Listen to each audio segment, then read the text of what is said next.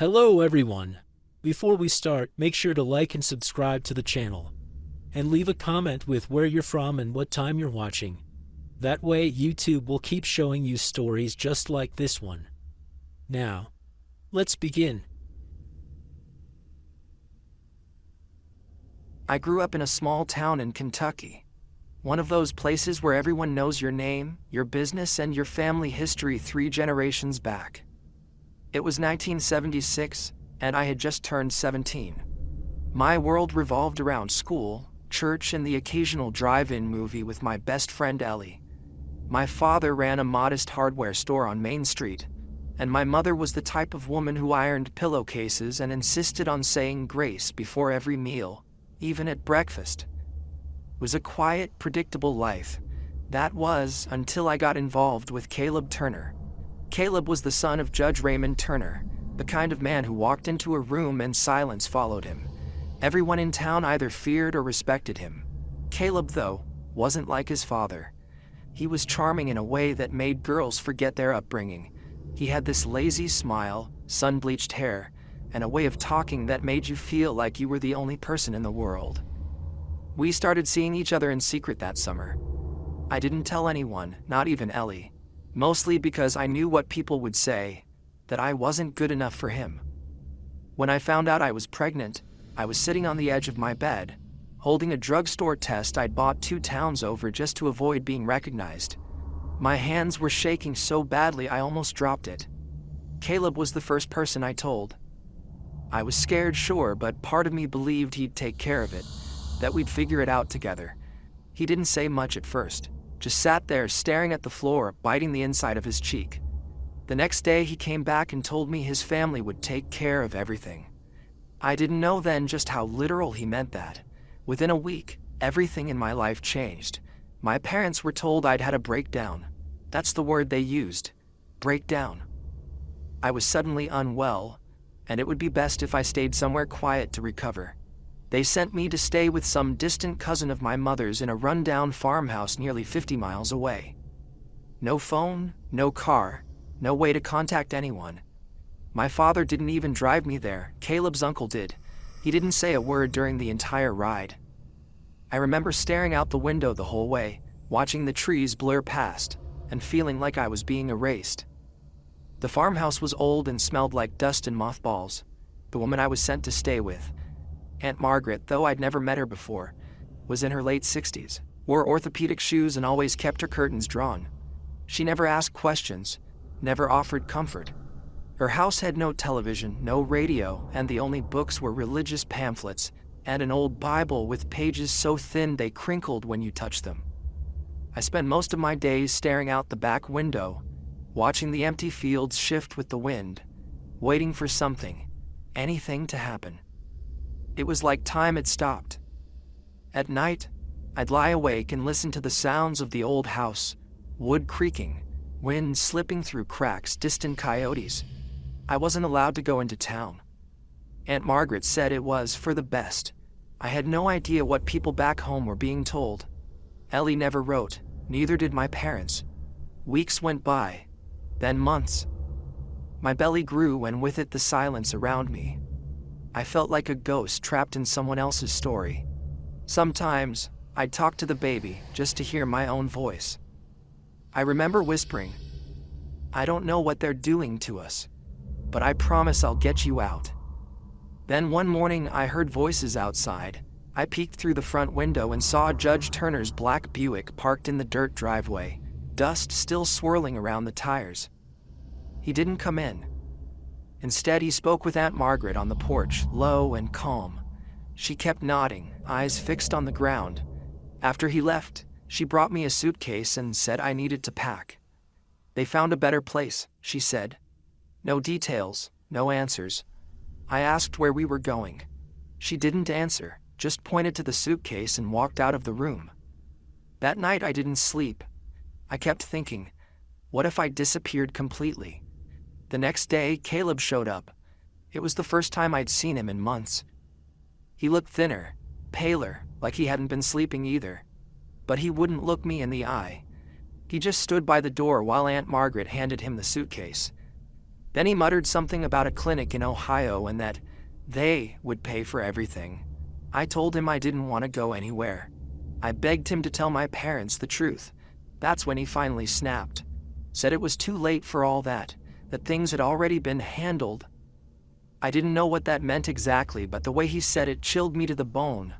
I didn't go to the clinic. That night, while Aunt Margaret was asleep, I grabbed the suitcase she packed for me and snuck out the back door. I walked for what felt like hours, following the road with nothing but the moonlight and the sound of gravel crunching under my shoes. Eventually, I found a gas station with a payphone. I had no money, but the clerk, this skinny kid with long hair and a kind face, let me make a call. I dialed the only number I could remember by heart, Ellie's. When she picked up, I barely got the words out. All I said was, "It's me. I need help." Ellie showed up 6 hours later, driving her brother's beat-up Chevy Nova. When she saw me, she burst into tears. She told me everyone thought I'd been committed to some private facility out west, that my parents had been told not to visit, and that I'd asked for space. Caleb apparently had gone back to school like nothing happened. I stayed with Ellie and her family for a few weeks, hidden in the basement. Her parents were quiet about it, but I could tell they knew something wasn't right. They never asked questions. They just let me stay. Eventually, I found a women's shelter in Louisville that helped girls like me. I gave birth there, to a little girl with a head full of dark hair. I named her Hope. It wasn't until years later that I found out the full story. One of Caleb's cousins, drunk at a wedding, told someone what had really happened, how the Turners had fabricated a mental breakdown, falsified medical papers, and even paid off a doctor to back it all up. They'd planned to handle it quietly, send me away, give the baby up without my consent, and pretend I never existed. I was just a liability to them, an inconvenience. I never saw Caleb again. Last I heard, he became a lawyer like his father. I changed my name, moved out of Kentucky, and raised Hope on my own. She's in college now, smart, strong, and full of fire. She doesn't know the whole story yet. One day I'll tell her, but not because I want her to feel sorry for me. I'll tell her so she knows how far some people will go to protect power, and how far you have to go to protect yourself. To this day, there are folks back in that town who still think I had some kind of breakdown. Maybe that's for the best. Let them think I disappeared. The truth is, I survived.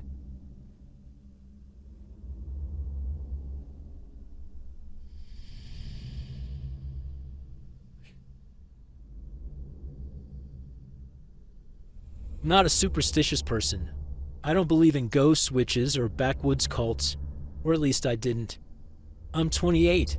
I live alone in a rental house in Jackson, Mississippi. And until a few weeks ago, my biggest worries were rent and a weird noise my car makes in reverse. I like hiking on weekends, mostly to clear my head. A few friends and I, all people I've known since college, planned a trip out to a wooded area about an hour and a half east of Jackson. It's public land, not marked as anything special, just quiet and remote. It was me, Jordan, Will, and Rachel.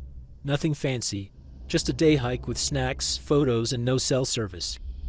I wish we'd turned around the second we saw that first cross. We'd wandered off trail, which we tend to do when the marked paths get boring.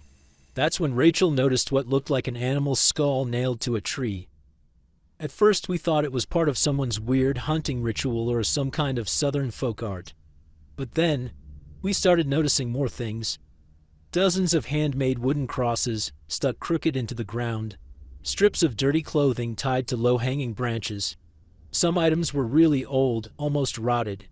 There were little cloth dolls too, and what looked like melted candles stuck in the dirt. The whole area had this heavy, quiet feel to it, like the trees were pressing in. We didn't say it out loud, but we were all creeped out. I took a bunch of photos, close-ups of the crosses, the bones, even a hoodie that looked like it had dried blood on it. Will told me to knock it off, but I didn't think much of it. I figured I'd post them later on a hiking subreddit, maybe as one of those found something weird in the woods type of threads. None of us were brave enough to go any deeper into the grove. There was a tree in the center, Thicker, older, covered in what looked like carvings and more bones nailed into the bark. We all just stood there, staring at it. Then Jordan said, "We should go, now." And without another word, we left. That should have been the end of it. But that night after I got home, I posted 3 of the photos online. Nothing identifying, just the objects, nothing with people or locations. A few hours later, after midnight, I got the first text. No words, just a photo. At first I didn't understand what I was looking at. It was my driveway taken from across the street. My car was in it, and the porch light was on. That photo had been taken minutes before I saw it. I looked outside immediately. Nothing, just darkness and silence. I didn't sleep that night. Every time a car passed or a branch moved outside, I'd get up and check the windows. I even turned off all the lights and sat on the couch with my phone in hand, waiting. Nothing else happened until 3:12 a.m. I remember the exact time because I was staring at the clock when the next text came through. Another photo. This time it was closer. My front window. You could see the curtain half drawn, and behind it, the soft glow of my TV.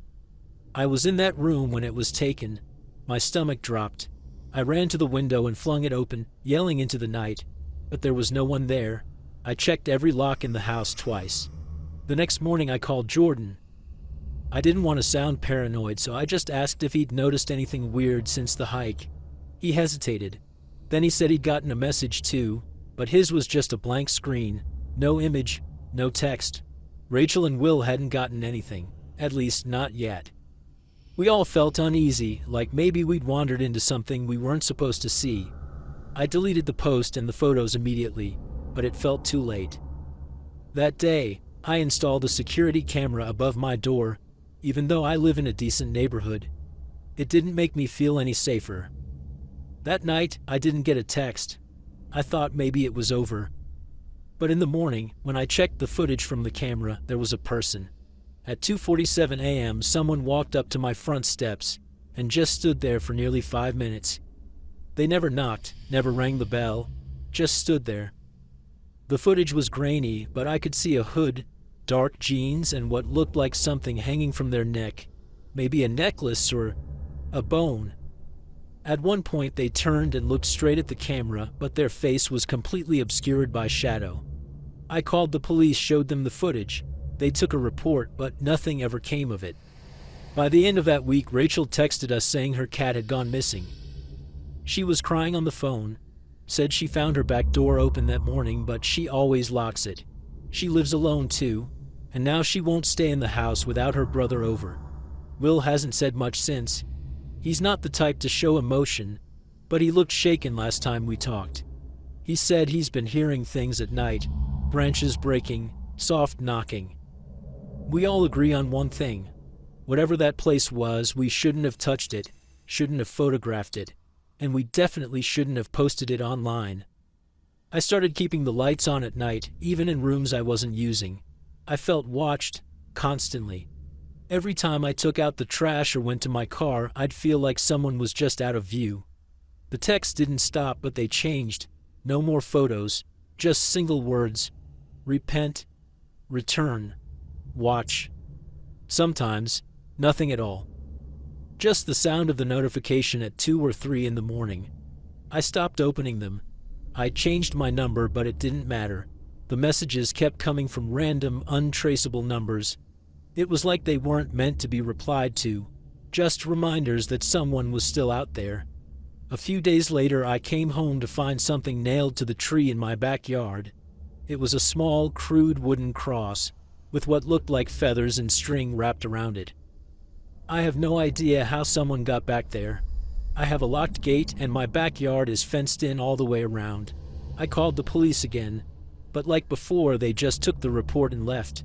That night I slept in my car, parked 2 blocks over. I didn't want to be near the house. I didn't want whoever was doing this to know I was still there. Then, one day, it just stopped. No more texts, no figures on the camera, no weird noises outside. The air around the house even felt different. Lighter somehow. I never found out who sent the photos or who left that cross. None of us did.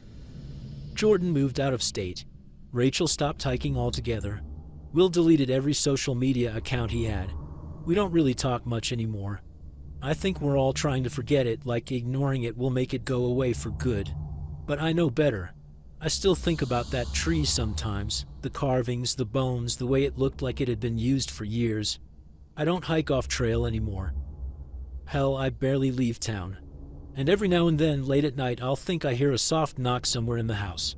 I freeze every time. I never check. I don't want to know. That's the worst part, not knowing what we saw, what we disturbed, or why it followed us. I've learned that some places are forgotten for a reason, and some things, they don't want to stay buried.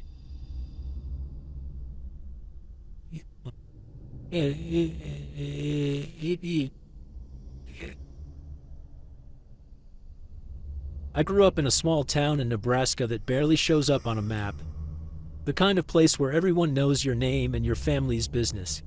I'm 28 now, but what happened when I was 14 still sticks to the back of my mind like something unfinished. Back then, Halloween was the biggest thrill of the year. It wasn't about candy anymore. It was about messing with old Mr. Delvin. He lived in the weathered brick house at the edge of our road, right before the cornfield swallowed the pavement. He was in his 70s, always wore these high-waisted slacks with mustard stains on his undershirt, and hated kids. Especially me and my brother Nate. Every Halloween, it became a tradition. Us versus Delvin. In 5th grade, we threw toilet paper all over his porch. 6th grade, we put a fake snake in his mailbox.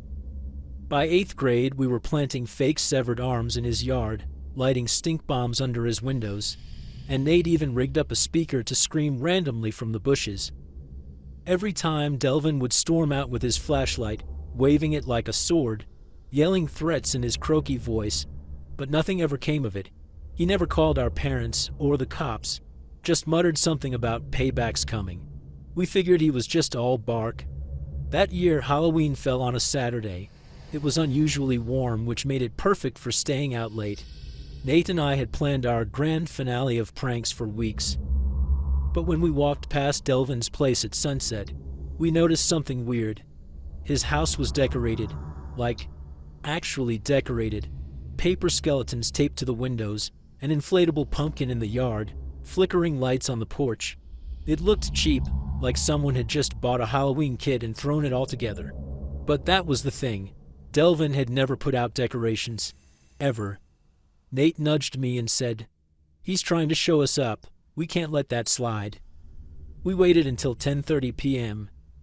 Then when most trick-or-treaters were gone and the streets were quiet, Nate had brought a bag full of gear. Nothing dangerous, just as usual chaos. Smoke bombs, a motion-activated sound box, and a plastic baby doll painted with fake blood.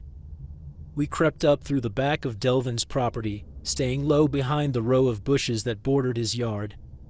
Everything was dark now, except for the faint orange glow from the porch, but there was no sound, no TV, no rustling. Not even the usual radio static he always had playing. It felt staged. I remember whispering, "This feels off," and Nate just grinned, tossing me the sound box and saying, "That's the point. Let's mess it up." We didn't know he was the one messing with us. We split up like always. Nate went around toward the shed near the back fence while I stayed closer to the house.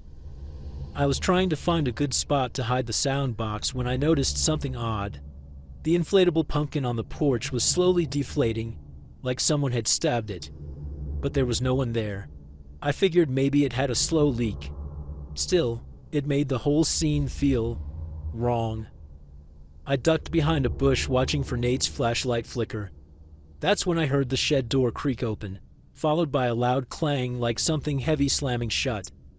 Then, nothing. Silence. No footsteps.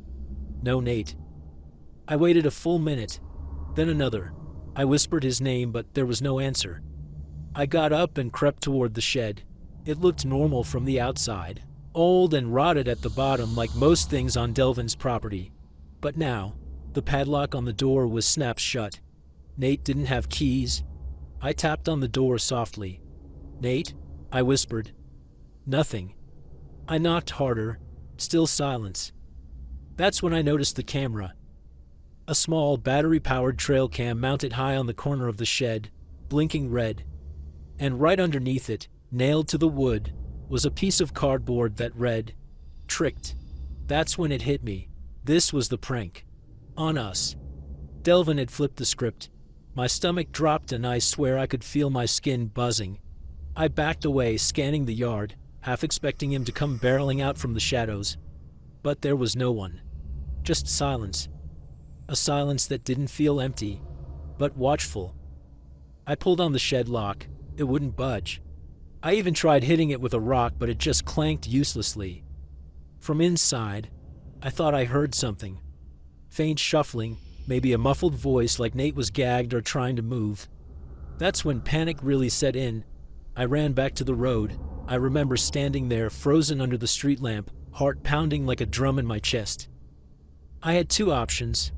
Go for help, which meant waking up my parents or possibly getting the cops involved, and admitting we were the ones who'd been harassing Delvin for years. Or I could go back and try to break him out myself before sunrise. I stared at that dark house, then back at the road. No cars, no lights, just me, the cold breeze, and a growing sense that we were in way deeper than we'd ever meant to be. I decided I couldn't just leave him. I ran back, heart racing, and checked every window and door of Delvin's house, praying something would be unlocked. Nothing. The windows were sealed shut, the front door bolted. I was sweating despite the chill, my hands shaking. Finally, I circled around again and found a narrow window near the basement that looked weak, like the wood was rotting. I jammed the edge of Nate's screwdriver, thankfully still in the prank bag, between the frame and pride until it cracked open just enough to squeeze through. The second I dropped inside, I regretted it. The air was thick, stale, and reeked of mildew and something metallic. The basement was cluttered with piles of old tools, stacked furniture, and a dozen dusty Halloween decorations, props, masks, fake limbs, some still wrapped in plastic. It was like Delvin had been stockpiling Halloween for years.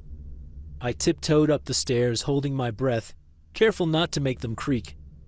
I made it to the kitchen. No lights. But someone had left a flashlight on the table, still warm when I picked it up. That told me Delvin had just been there. I crossed the house quickly and unlocked the back door. Then I ran to the shed, used the same screwdriver to wedge open the hinge bolts from the outside. Took longer than I wanted, but finally, it opened. Nate was sitting on the floor, pale, knees pulled to his chest. The inside of the shed wasn't empty. There were photos, dozens of them pinned to the wall, photos of us going back years, dressed up on Halloween, walking past his house, even pictures taken through our bedroom window. Nate had duct tape on his wrists, but Delvin hadn't hurt him. He'd just locked him in there with all those pictures, left him alone in the dark. The message was clear. I've been watching. I let it build. This is your punishment. We didn't say anything. We just ran. After that night, we never touched Delvin's yard again. He never spoke to us, never called the cops, and never mentioned it. Not once. But every Halloween after, he put out the same cheap decorations. And we knew it wasn't for the holiday. It was a reminder, a trap we'd fallen into once, and just maybe a warning that he was still paying attention. I still drive past that house when I visit home, and every time I do, I feel it. That same buzz in my skin, that same question. What would have happened if I hadn't come back for Nate?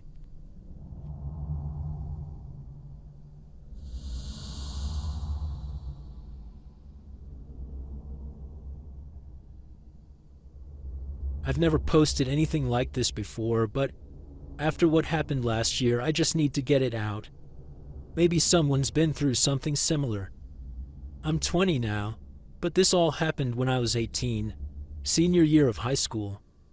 I live in a small town in Illinois where everyone kind of knows everyone, and nothing stays secret for long. That's part of what made all of this so much worse. I was dating someone new at the time. Her name was Brooke, and things were honestly going great. But then I reconnected with someone from my past, a girl named Megan, who I hadn't talked to since middle school.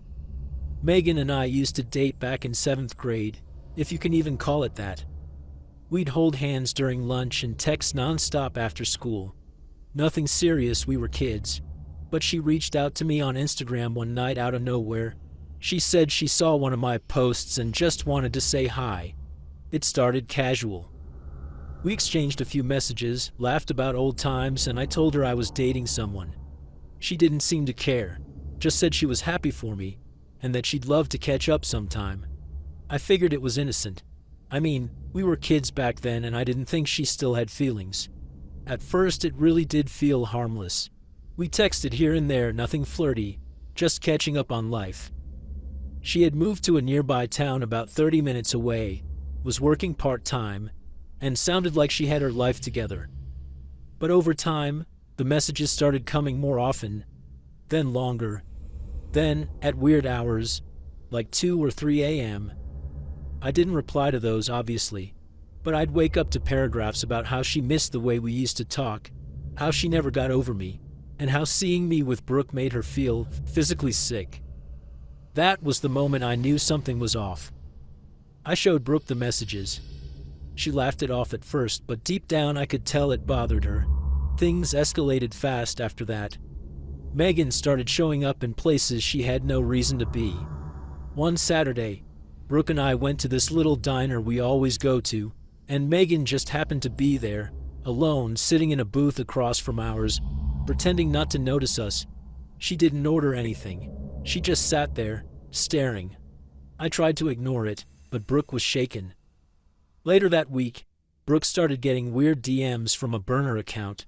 No profile picture, no name, just nasty messages saying stuff like, "He'll leave you like he left me," or "You're just a placeholder." At first we thought it was some random troll, but then the account started sending personal photos. Stuff I had only ever sent to Megan back when we were kids. That's when it really hit me. Megan must have kept those photos for all those years. Stuff from middle school. Embarrassing, dumb things I never thought would resurface. She had edited them to look recent, and started leaking them into group chats at school. Not just to Brooke, but to other classmates too. I got messages from people I hadn't talked to in months, some pretending to be concerned, others just gossiping. In a small town like ours, that kind of thing spreads like wildfire. People whisper in hallways, laugh behind your back, and suddenly I wasn't just the guy with a stalker ex. I was that guy from the pics. I felt exposed in a way I can't even describe. It was humiliating. Brooke tried to stay strong through all of it, but I could see the stress wearing her down. She stopped posting on social media, barely talked at school, and eventually asked if we could take a break. I don't blame her. She didn't sign up for any of this. Megan, meanwhile, kept ramping things up. I started noticing her car parked near my house at night, a black Nissan Altima. Once I walked out around 11 p.m. to take the trash, and saw it idling across the street with the lights off.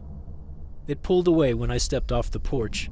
Another time someone knocked on my bedroom window around 2 a.m., but when I looked outside, there was no one there, just that same car parked half a block down. I tried going to my parents, but they didn't really take it seriously. My dad just said, "Girls get emotional, it'll pass," and my mom told me to block her. But it wasn't that simple.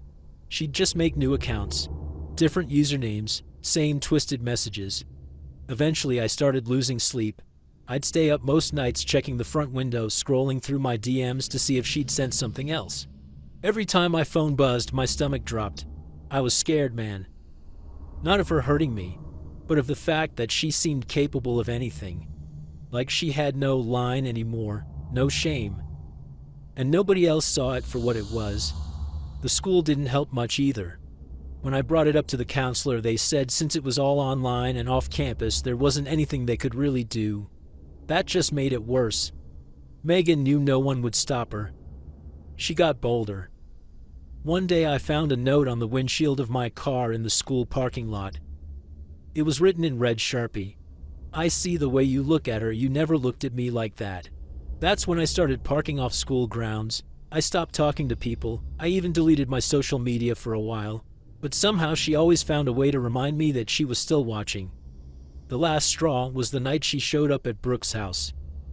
Brooke called me crying. saying someone had been knocking non-stop on her bedroom window, and then disappeared when her dad came out with a flashlight. She swore she saw Megan's face in the window just before she ducked. That night, I drove straight over there and called the police from the driveway. They took the report, but without evidence, there wasn't much they could do. Megan denied everything, obviously, and claimed we were harassing her. I don't know how she flipped it like that, but after that, Brooke's parents made her block me too. They didn't want anything to do with the mess anymore. After that night, it just stopped. No more DMs, no more fake accounts, no more parked car. Megan vanished completely from my life like none of it had ever happened. I don't know if someone finally talked to her, or if she just got bored, or if she moved on to someone else. I never found out. But the damage was done. Brooke and I never really got back together. A few classmates still whisper about the Megan thing even now, like it's some inside joke. I just keep my head down. I don't talk about it much offline because people either don't believe me or they think I'm exaggerating. I've checked Megan's Instagram a few times since. Not proud of it, just curious. Last I saw, she got engaged to some guy from another town. Smiling, happy, completely normal-looking life. Part of me wonders if he knows. If she told him anything about how obsessive she got. Or maybe she really did change. Maybe I was just a chapter she lost control of. Either way, I'll never understand how someone I barely dated as a kid could mess up my life so badly years later. It doesn't make sense to me. To this day, I don't know what triggered her to go that far. It's like something snapped and she just fixated on me. Like I owed her something. I still get anxious when I see a black Nissan Altima. I still hesitate to accept follow requests from accounts I don't recognize. It's been almost 2 years now, and I wish I could say I've moved on completely, but I haven't. Sometimes I still wonder if she's watching, if she's waiting for something, or if one day I'll just wake up and it'll all start again out of nowhere, just like it did the first time.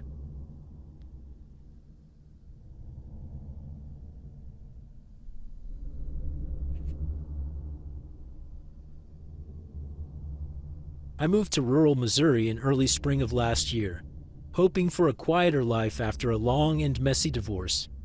I'd just turned 38, and between the paperwork, the lawyers, and the emotional drain of splitting everything down the middle, I needed out. So I cashed in what I could and bought a modest 2-bedroom house on a couple acres just outside a town called Cassville. It wasn't much, but it had good bones and a huge backyard, which I figured I could fix up over time. I work remotely doing CAD design for construction companies, so I didn't need to be near any big city. The slower pace, the space, and the silence were exactly what I thought I wanted. About 2 weeks after I moved in, I decided to build a privacy fence along the back edge of the property. Nothing fancy, just some pressure-treated posts and horizontal slats, enough to give me some separation from the patch of woods behind the lot. The ground was soft from recent rain, so I figured it'd be an easy job. I borrowed an auger from the guy down the road, a retired mechanic named Bill, and started digging post holes one Saturday morning. I remember thinking how peaceful it felt out there. Birds chirping, coffee in hand, the sound of the auger breaking soil. I hit something in the 4th hole. At first, I thought it was a thick root, so I got down on my knees and dug with a hand trowel, but it wasn't a root. It was bone, long, curved slightly, with a clean break on one end. At first I thought it might have been a deer femur or something, until I uncovered what looked very clearly like part of a skull. Not a full one, just the upper portion, but enough to tell it wasn't from any animal I recognized. The soil was packed tight around it, but the way the pieces were clustered made me freeze. It didn't look like one bone. It looked like a buried body. I covered it back up almost immediately and went inside. I wasn't sure what protocol was for something like this, but I figured the sheriff's department would know. I called the non-emergency line, explained what I'd found, and within an hour, Sheriff Dalton himself showed up. Middle-aged guy, clean-shaven, wore his uniform like he'd stepped out of a catalog. He was polite but distant, more like someone checking off a box than someone genuinely curious. I showed him the spot, even pointed out where the bone was, but he didn't seem all that interested. He barely looked at it before saying, "Probably just a cow or a hunting dog. People used to bury animals all over these lots back in the day." I asked if he was going to have it tested or send someone out, and he just shook his head. Wouldn't be the first time someone mistook animal bones for human. Something about the way he dismissed it didn't sit right with me. I mean, I'm no expert, but I've seen my share of animal bones. This was different. Too smooth, too rounded, and the way the pieces were shaped felt unmistakably human. But I didn't push it. He was the sheriff, and I was just the new guy in town. After he left, I sat on my porch for almost an hour, trying to convince myself it really was nothing. Still, I couldn't bring myself to keep digging that day. I packed up the tools and figured I'd wait until the following weekend, just to give myself some mental space. On Monday morning, something strange happened. I was working in the kitchen when I saw a dark SUV pull into my driveway. At first, I thought it was Amazon or someone lost, but it wasn't. It was Sheriff Dalton again, this time out of uniform, wearing jeans and a flannel, holding 2 coffees and a cardboard tray. I opened the door, and he gave me this easy smile, like we were old friends. Said he was in the area, and thought I might want to talk more about the backyard. I invited him in, mostly out of politeness, and he handed me a coffee like it was some kind of peace offering. We sat at my kitchen table, and after a bit of small talk, weather, fishing, local diner specials, he leaned in a little and asked if I'd thought about selling. I blinked, caught off guard. He said something like, "I've always liked this patch of land. Wouldn't mind picking it up myself if you're ever thinking of moving again." I laughed awkwardly and said I'd only just moved in, and he nodded like he expected that. Then he added, "But if you are thinking about it, I could offer cash, off the record. Wouldn't need to go through any of that real estate red tape." His tone was casual, but something in his eyes felt too focused, too rehearsed. The rest of the conversation blurred. I remember feeling this pressure in my chest, like my instincts were screaming at me to not take the offer. When he finally left, I stood at the window and watched him drive away, and that's when I noticed something else. There was dirt on the wheel wells of his SUV. A lot of it. Fresh, like he'd been somewhere off-road recently. I wouldn't have thought twice about it, except that it was the exact same red-tinted mud from my backyard. The kind that sticks like clay and takes days to dry. That night I couldn't sleep. Every creak in the house sounded louder. I kept replaying the way the sheriff looked at me, the dirt on his car, the forced friendliness. I finally got up around 2 a.m. and went out with a flashlight to look at the fence line again. I stood over the spot where I'd dug before and just stared at it, half expecting something to be missing. Sure enough, the ground was different. Not by much, just a slight change in the way it was packed. A faint indentation, but it was enough to know someone had been there. I hadn't touched it since Saturday, and I sure as hell hadn't gone out there after the sheriff's visit. So who had? I decided right then I wasn't letting this go. The next morning I called a friend from college, Jason, who worked in Springfield as a forensics tech. I told him just enough to raise concern, but not enough to implicate anyone. He agreed to come by that weekend with some equipment to check the soil and maybe take a sample. I felt better just knowing someone I trusted would be involved. But the relief didn't last long. 2 days before Jason was supposed to arrive, I came home from the grocery store to find my front door slightly open. Nothing was stolen, nothing broken, but my laptop, which had been on the dining table, was gone. And that was the only thing missing. I didn't report it. Honestly, I didn't know who I could trust. If the sheriff really was involved in something, what was I going to do? Call his office and have them send him back out? I felt like I was suddenly in over my head, like I'd stumbled onto something I was never meant to see. That weekend Jason still came, but by then the hole had been filled in completely. Not by me. The dirt was packed harder than before, and someone had even tossed a few rocks on top, like they wanted to make it look older. Jason took a soil sample anyway, but nothing ever came of it. He said there weren't enough trace elements to determine anything conclusive. Could have been anything, he said, but I could tell he didn't believe that either. A month later, I put the house back on the market. I didn't tell anyone why. I sold it to an older couple who wanted to retire someplace quiet. I still feel guilty sometimes, but I just wanted out. I never heard from Sheriff Dalton again, and I never saw his SUV in the area after I left. I've moved twice since then, and I still don't feel completely at ease. Every time I see a patrol car, I get that tight feeling in my chest again. I don't know what was buried in my backyard or who put it there, but I know it wasn't a cow.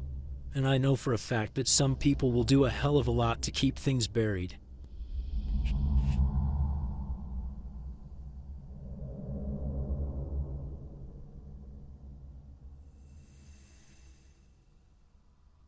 I moved into that apartment during my second year of college because it was the only place in town I could actually afford without a roommate. It was a small fourplex on the edge of town, tucked behind an abandoned gas station and some empty lots. The rent was cheap and the landlord didn't ask too many questions, which back then felt like a win. My unit was on the second floor, and I was told the apartment above mine had been vacant for over a year. No one's touched it since the last guy left, the landlord said, like it was supposed to reassure me. Honestly, I didn't think much about it. I just wanted somewhere quiet to focus on school. At first it really was quiet. The walls were thin, yeah, but since no one lived upstairs, I didn't have to worry about late-night stomping or loud music. That's why the first time I heard footsteps above me, I was confused more than anything.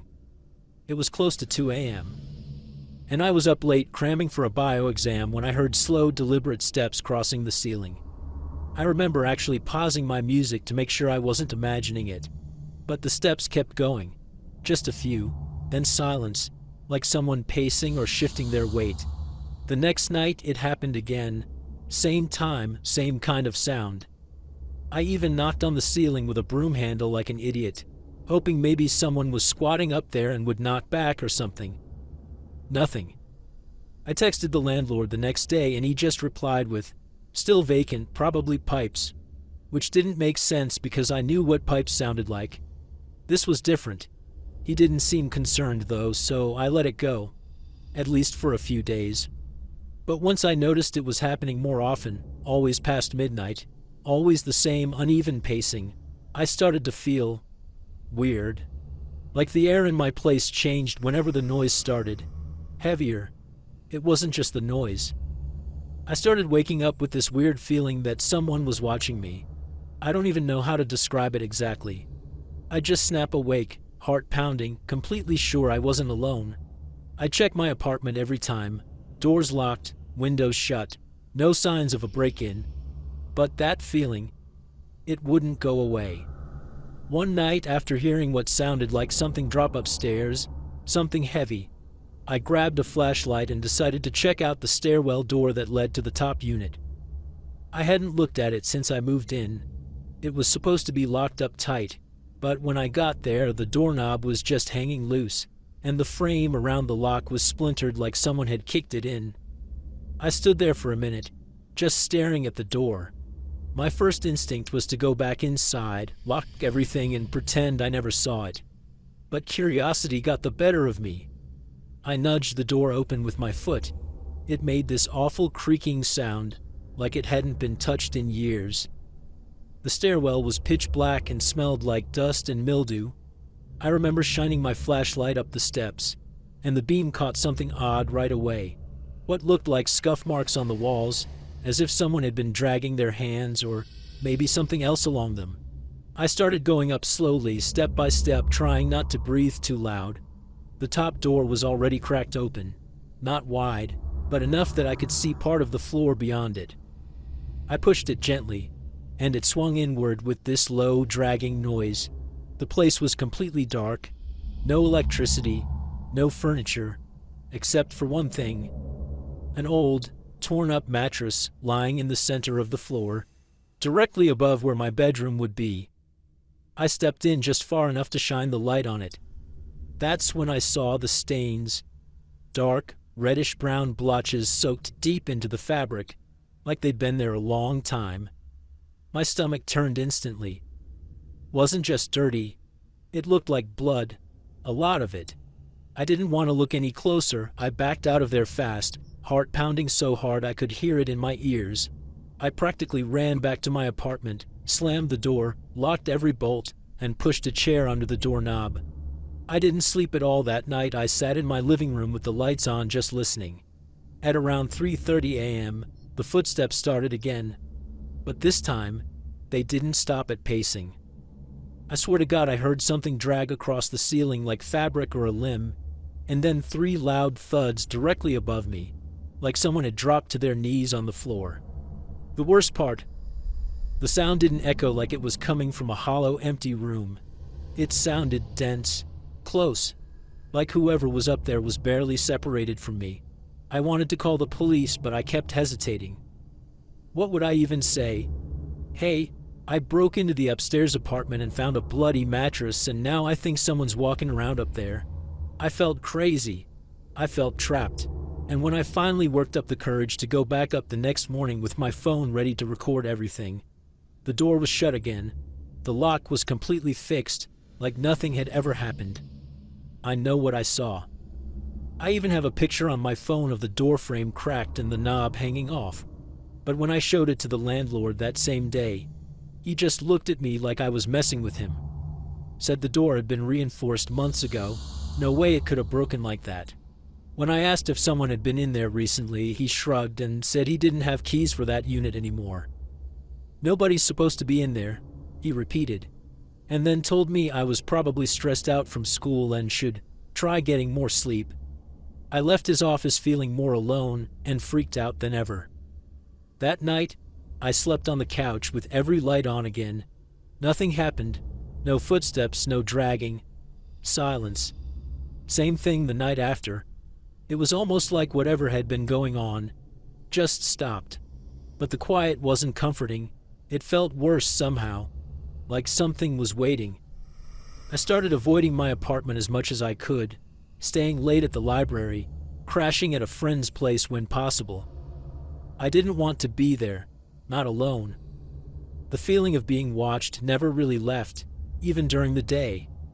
I'd catch shadows moving out of the corner of my eye. I stopped sleeping properly, stopped focusing in class. 2 weeks later, I came back from a weekend out of town to grab more clothes. Everything in my place looked normal, until I went into my bedroom.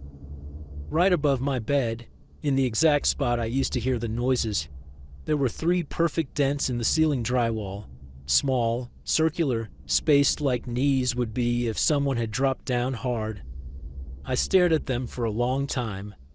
They hadn't been there when I left. I didn't even unpack. I left that night and never slept there again. Ended my lease early and never looked back. I didn't tell anyone else about it. Who would believe me? It's been over a year since then, and I still think about that place all the time. I've tried to rationalize it. Maybe someone was squatting up there. Maybe I imagined half of it. But none of it adds up. The broken lock that was suddenly fixed, the bloody mattress, the dents in the ceiling, the silence that felt too intentional, and that horrible, heavy feeling that someone was always just right above me. I don't know what was in that apartment. I don't want to know. All I can say is something was wrong with that place, and whatever it was, it knew I was there.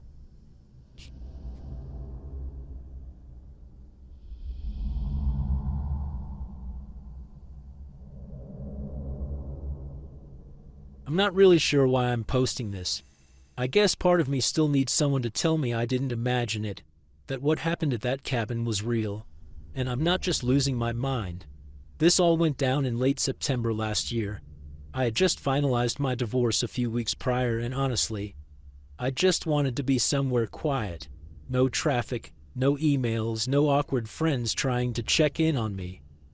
I found this listing for a hunting cabin in Montana, way off-grid. No neighbors, no cell service, no distractions. It was perfect. The photos showed a 1-bedroom place tucked between trees, with a small porch and a fireplace. I booked it for 2 weeks, packed my truck, and drove out there without really telling anyone where I was going. I just needed the silence. The first few days were exactly what I wanted. It got cold at night, but the firewood was stocked, and I spent my time cooking, reading, and hiking around the area. There was a trail behind the cabin that led down to a small stream, and I'd go there with a thermos of coffee in the mornings. It was peaceful in that kind of way that feels rare when you've been living in cities your whole life. But around day 4, little things started to feel off. Nothing dramatic at first. Just things like my bag of trail mix being lighter than I remembered, or a cold draft at night even though I swore I'd locked the door. I chalked it up to being in my own head. I mean, I was alone and going through a lot emotionally, so maybe I just wasn't tracking things properly. But then I noticed the muddy footprints, not inside the cabin but on the porch. They looked fresh too, like someone had stepped there recently. It hadn't rained in a couple of days, but the ground out back near the stream was still damp, and the prints looked like they came from someone circling the cabin, not just passing through. I stared at them for a while, trying to come up with some explanation that didn't involve another person, maybe an animal, but they were clearly boot prints. Human. That night I barely slept. I kept hearing these random creaks on the roof, almost like someone walking up there real slow. The wind would pick up now and then, and I kept telling myself it was branches shifting or an animal looking for warmth. But it didn't sound like that. The next morning, I found something that made my stomach drop. One of the cans I'd left in the kitchen, some chili I hadn't touched yet, was gone. Not misplaced, not moved, just straight up gone. I know it sounds small, but when you're completely alone in the woods and something disappears from inside your cabin, it hits different. I searched everywhere just in case I was being forgetful, but it wasn't there. That was the moment it clicked for me. Someone had to be getting in. I locked the door every night. I started double-checking the windows too. But this person, whoever it was, wasn't just passing through. They were watching, waiting. That day I drove into the nearest town, about 40 minutes out, to buy a cheap trail camera. I told myself it was just to catch some wildlife on tape, maybe a bear or raccoon that was snooping around. But deep down, I knew I was hoping to catch something else. I got back before dark and installed the camera, tucking it into the trees facing the cabin, angled just right to catch anything or anyone approaching from the back trail. That night, I didn't light the fireplace. I sat in the dark with a blanket and my flashlight, listening. The sounds on the roof came back, but quieter this time. Like they knew I was awake. There was also something else. This soft rustling, like leaves being disturbed, but not by the wind. I didn't sleep at all. When the sun came up, I practically ran outside to grab the camera. I was shaking trying to get the SD card into my laptop. Most of the clips were normal. Some squirrels, a deer passing by, nothing unusual. But around 2:47 a.m., there was one clip that made my heart drop. A man, standing in the tree line, just standing there, completely still, facing the cabin. He was wearing a dark hoodie and I couldn't make out his face. He didn't move. He didn't come closer. He just stood there for nearly 5 minutes, watching. Then the footage cuts. I watched it over and over, hoping it was some trick of the light or an illusion. But it wasn't. Someone had been out there, just watching me. After that, I wanted to leave. But something made me hesitate. Maybe it was stubbornness, or maybe I didn't want to admit that I was scared. I started locking the bedroom door from the inside, keeping a knife on the nightstand. I even placed little markers near the door, like small sticks leaned up in a pattern, just to see if anyone moved them. And they did. The next morning, one of the sticks was gone. The second can of chili was gone too. And the worst part, there was a smear of mud on the inside handle of the front door. That means whoever it was had been inside, while I was sleeping. That was the moment I started to feel sick to my stomach. I packed that day. I didn't even care about getting my deposit back. I shoved everything into the truck, locked the cabin, and left. But before I did, I checked the camera one last time. The last clip it recorded, just before sunrise, was of the same man, closer this time. He was maybe 20 feet from the cabin, standing at the edge of the trees. Same hoodie, same stillness. Only this time, he was holding something. I don't know what it was, some kind of tool or stick or, I don't know. but he was gripping it like he was ready to use it, and he was staring directly at the lens. I drove straight back to Missoula, didn't even stop for gas until the tank light came on. I kept checking the rearview mirror like I expected to see someone following me. I don't know why, but I didn't go to the police. I think part of me felt stupid, like they'd never take it seriously. Nothing was technically stolen besides some food, and I didn't have a clear face shot of the guy. Plus, what could I even say? A man stood in the woods watching me every night. I'd sound insane. I sent the cabin owner an email telling him the place felt unsafe, but I didn't go into detail. I didn't want him thinking I was unstable or trying to cause trouble. I just wanted to forget it. But I couldn't. For weeks after, I kept waking up at 2:47 a.m., no matter how tired I was. Sometimes I'd have nightmares that I was still there, stuck in that cabin with the man standing at the window just watching. I moved apartments, changed my locks, even got a dog. But that feeling of being observed never really went away. The idea that someone could be so close, so quiet, and so patient, it still messes with me. That level of calm creeps me out more than anything. He wasn't trying to break in. He was just waiting. For what? I don't know. And I really don't want to know. I've told a couple friends about it, but I always leave out parts. I never show them the footage. It just feels wrong, like giving that guy more power somehow. I don't even know if he lived nearby or if he just saw me arrive and decided I'd be interesting to follow. The weirdest thing is how it all just stopped.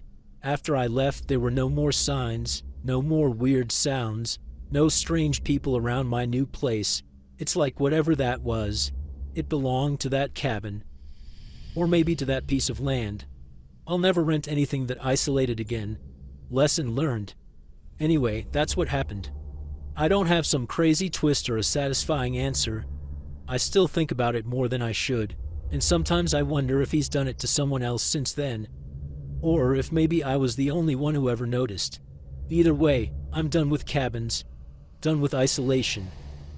And if you're reading this and thinking about booking some remote getaway to clear your head, just make sure you're the only one out there.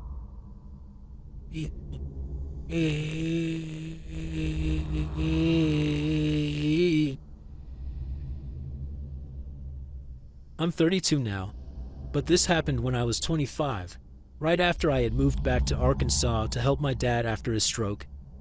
I had just quit my job in Nashville and was trying to adjust to life in a much quieter, slower place.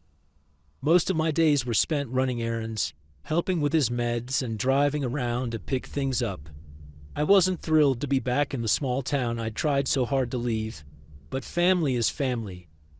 That night, I was coming back from a friend's place about an hour out from my dad's house. I had taken a longer, older route through the hills to avoid construction on the main road. That back road, Hickory Creek Road, is one I knew well, or at least I thought I did. It was close to 11 p.m. The sky was pitch black, no streetlights out there, just stars and trees closing in on the narrow two-lane road. My phone had no signal, which didn't bother me much at first. I was used to dead zones in that area. I had the windows cracked open and was listening to an old playlist when I noticed headlights in my rearview mirror. No big deal at first, but then the truck behind me started speeding up, got closer, then felt comfortable. I could tell it was an older pickup, maybe late 80s, early 90s by the boxy shape and the way its headlights shook when it hit bumps. It started flashing its high beams at me in short bursts. I thought maybe my taillights were out or something, so I tapped my brakes to signal back. But the flashing didn't stop. In fact, it got more aggressive, longer bursts, one after the other. The truck didn't try to pass me either, even when the road opened up a bit. I was going 5 over the limit just to keep distance, but it stayed right on me, never falling back. There was something about the way it moved. It didn't swerve or hesitate like a distracted driver. It felt intentional, like whoever was driving had nothing better to do than tail me. After about 15 minutes of this, my nerves were shot. I remember gripping the steering wheel so hard my knuckles ached. I was too far from home to just turn around, and I didn't want to pull over in the dark middle of nowhere. That's when I saw the glowing green lights of a gas station up ahead, one I'd stopped at maybe once before. It was an old rundown Shell station that usually closed around 10, but I didn't care. I just needed to get somewhere with lights, with people, even if only on camera. As I pulled in, I glanced in the mirror. The truck that had been behind me for miles wasn't there anymore. At first I figured maybe he turned off somewhere and I didn't notice, but that didn't make sense. There hadn't been any side roads for at least 2 miles. I pulled up to one of the pumps, still half expecting to see headlights swing into the lot behind me. But nothing. Just silence. The place was closed, of course. Lights were on inside, but the door had a chain and the sign said back at 6 a.m. Still, the overhead lights by the pumps were bright enough that I felt a tiny bit safer. I got out, trying to act normal, pretending to check my tires just to calm my nerves. Every few seconds I looked back at the road, waiting for that truck to reappear. I ended up sitting in my car for a few more minutes, engine running, doors locked. My heartbeat had slowed down a bit, but I still couldn't shake that crawling feeling on the back of my neck, like I was being watched but from nowhere in particular. I finally decided to just drive home. As I was pulling out, I noticed something strange. On the side of the lot just outside the glow of the pump lights, there were fresh tire tracks, deep ones, like someone had pulled in, idled for a bit, then turned around and left. I got out of the car and followed them with my eyes. They led back to the highway, the same direction I had just come from. I didn't sleep much that night. I kept replaying it over and over in my head, trying to rationalize it. Maybe the guy was drunk and confused. Maybe he thought I was someone else. But then something kept bothering me. The next morning, I couldn't let it go. I called the gas station and asked if they had security cameras. The guy on the phone, his name was Marcus, I think, said yeah, they had footage, and when I explained what happened, he offered to check. I drove back there around noon, still shaken but needing answers. When I walked in, Marcus looked confused. He told me something that made my stomach drop.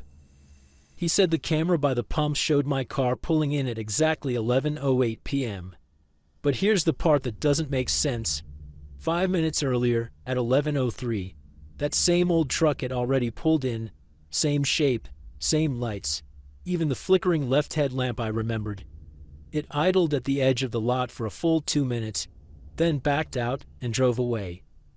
There was no footage of it ever following me.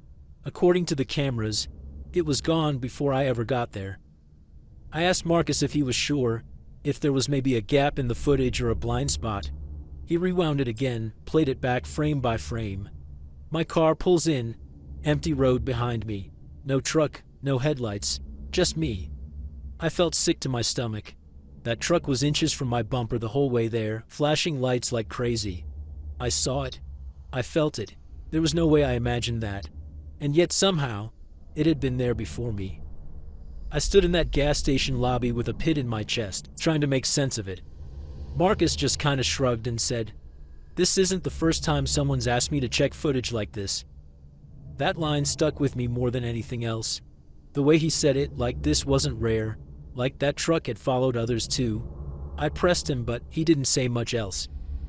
Just that sometimes people stop in and ask about weird trucks or figures in the lot, and sometimes the cameras show things that don't line up. He said most people just leave and don't come back. I guess I'm one of them now.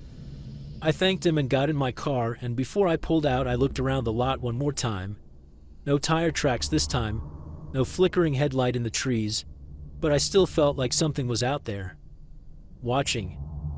I've taken that same road maybe 3 times since then, always during the day and never alone, but I never saw that truck again. Still, to this day, I can't explain it. How it could have been behind me, riding my bumper for miles, and then be at the station before I even arrived. No license plates, no driver ever seen, no record of it behind me. I know what I experienced. I felt it. The pressure, the fear, the way the lights blinded me through the rearview mirror like someone trying to warn me or intimidate me. I just don't know which. I've told this story a few times over the years, but I usually leave out the security footage part. People already give me weird looks when I tell them the truck disappeared. But sometimes I go back to that night and think, what if the truck wasn't trying to hurt me? What if it was trying to stop me from getting somewhere? Or maybe, what if it was trying to get there first? I don't have answers, just memories, and the kind of fear that doesn't go away with time. Just thought I'd share in case someone else out there's seen it too. An old pickup, no plates, always flashing its brights.